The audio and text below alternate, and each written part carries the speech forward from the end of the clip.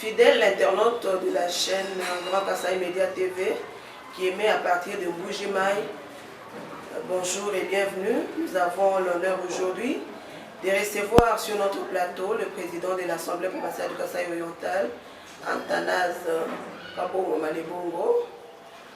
Avec lui, nous allons échanger sur l'Assemblée provinciale, échanger aussi sur son récent séjour à Kinshasa.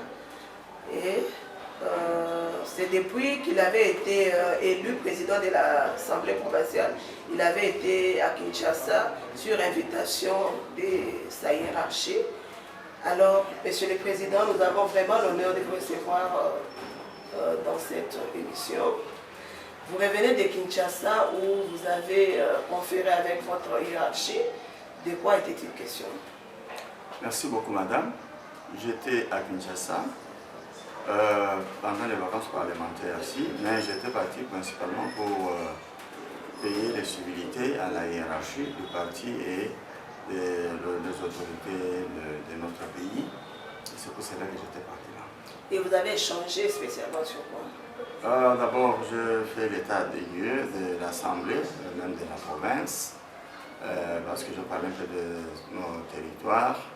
C'est le vice-premier ministre de l'Intérieur, chef de sécurité. Et j'ai été maintenant à la hiérarchie du parti, le parti de l'UDPS.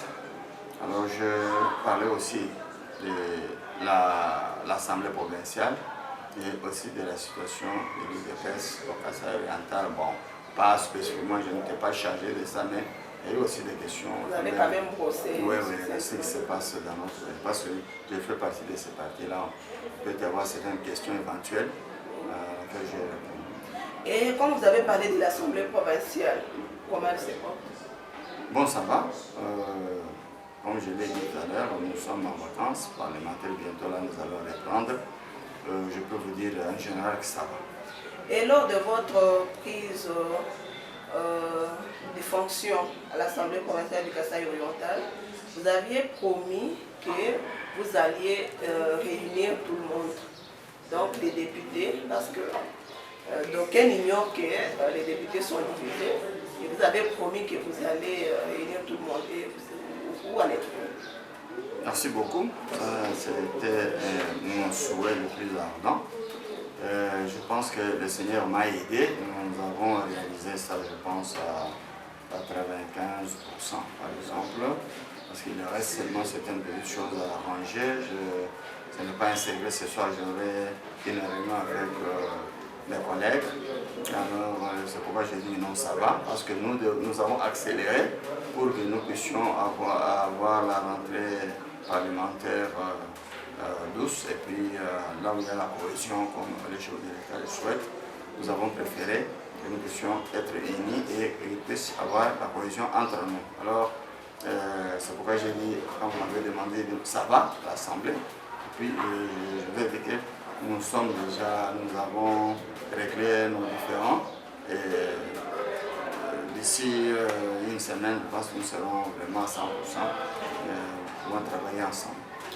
Honorable Président, nous apprenons qu'à l'Assemblée provinciale, il y a des pratiques fétichistes. Est-ce que vous confirmez cela? Bon, ça, ce sont des croyances africaines. Les cultures africaines, moi je fais l'anglais, la culture africaine, nous croyons beaucoup à des histoires comme ça. Et c'est ce qui a fait reculer beaucoup notre société, les sociétés africaines en général, parce que nous croyons aux choses qui nous... Bon, c'est une croyance, comme je l'ai dit, ça appartient à notre façon de concevoir le monde. Mais moi, je ne crois pas qu'il y ait eu une histoire pareille à l'Assemblée. J'étais à Kinshasa, j'ai appris aussi qu'il y a eu ceci et cela. Quand je suis venu, j'ai demandé un rapport aux policiers qui sont commis là-bas à la gare, mais j'ai demandé aux autres, ils ont dit que ce n'est pas ça. Il y a eu un animal, je ne sais pas, une hyène ou quoi, qui avait mis bas là-bas, et il y avait ces petits qui étaient là, elle était partie prendre ces petits pour les amener quelque part. Alors ils l'ont vu la nuit et les deux petits là ont été tués par ceux qui étaient sur place.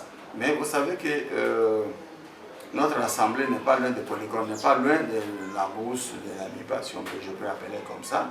Et il y a aussi des ravins, même l'animal sauvage peut quitter là-bas et monter, là où les gens habitent.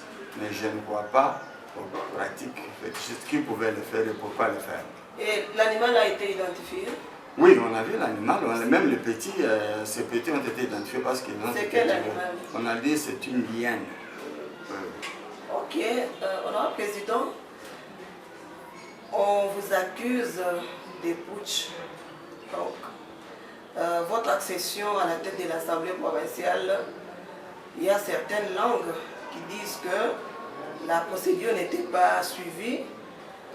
Comment se fait-il une plénière? Il y a certains députés qui avaient été empêchés d'accéder dans la salle et une plénière à laquelle on déchoit les présidents sortants, la même plénière, on donne des candidatures et la même plénière, il y a votre installation en fermeture. Qu'en dites-vous? Bon, ça date maintenant du passé, on ne parle pas de ça maintenant, mais ça fait déjà 3 mois déjà, je suis président de l'Assemblée. Vous êtes journaliste, je pense que vous avez été là. En Mbuji-Mayi, il y a beaucoup de gens qui parlent des histoires. Nous avons fait cette procédure, nous avons suivi des procédures comme les règlements intérieurs de l'Assemblée nous les donnent l'amabilité de le faire. On n'avait pas fait quelque chose dans la hâte ou quoi, mais ce qui était vrai que nous étions déjà à la fermeture et il y avait l'urgence que nous puissions installer de nouveaux présidents. C'est ainsi que nous l'avons fait. Mais on avait respecté tout ce qu'il fallait respecter, entre autres le quorum des sièges, nous étions en 22, 2 étaient absents. Bon, alors, il y avait un seul candidat, ou bien il y avait 2 candidats, un s'était retiré, alors il avait laissé notre candidat, et je suis. Et on ne pouvait pas battre la campagne, on ne pouvait pas rester 3 jours, 4 jours le faire, mais on a fait parce qu'on était aussi contraints par le temps pour que nous puissions fermer, peut-être c'était à la fermeture de la session de mars. Alors c'est ainsi que tout était fait, mais on avait suivi seulement les règlements et les procédures nous exigées par notre règlement intérieur. Oui, votre prédécesseur Yves Mwamba, il est apparemment en difficulté avec la justice. Il est retenu à Kinshasa, on ne veut pas qu'il vienne en Mbuji-Mayi. Et vous êtes déjà président de l'Assemblée. Est-ce que vous ne pouvez pas intervenir pour que votre collègue puisse rentrer en Mbuji-Mayi et siéger avec vous? Alors, madame, je pense que vous savez qu'Yves Mwamba est en Mbuji-Mayi. Yves Mwamba n'est pas à Kinshasa. Ça fait 2 ou 3 semaines qu'il est ici. Il est en Mbuji-Mayi. Je ne sais pas s'il était en difficulté, avec l'État ou la justice, je ne sais pas, mais il était retenu à Kinshasa. Il était invité à Kinshasa par les hiérarchies, et puis après, il est revenu, il est en Mbuji-Mayi. Il est libre. Moi, je ne pense pas qu'il puisse avoir un problème avec lui. Je suis président de l'Assemblée. Si un député a des problèmes, nous ne pouvons pas manquer à intervenir pour qu'il puisse jouir de ses fonctions ou de ses droits les plus légitimes d'un député. Alors, il est là, il est en Mbuji-Mayi, il circule ici, il donne cours selon ce que j'ai appris. Il est en Mbuji-Mayi. Nana Manouanina, ministre près, le président de la République, était sur place ici en Mbuji-Mayi. Lors de la rencontre avec les députés à l'hôtel Métropole, elle avait vraiment un ton dur. Et depuis qu'elle est partie, qu'est-ce que l'Assemblée a fait par rapport à ces recommandations? Madame, je ne sais pas. Un ton dur contre qui?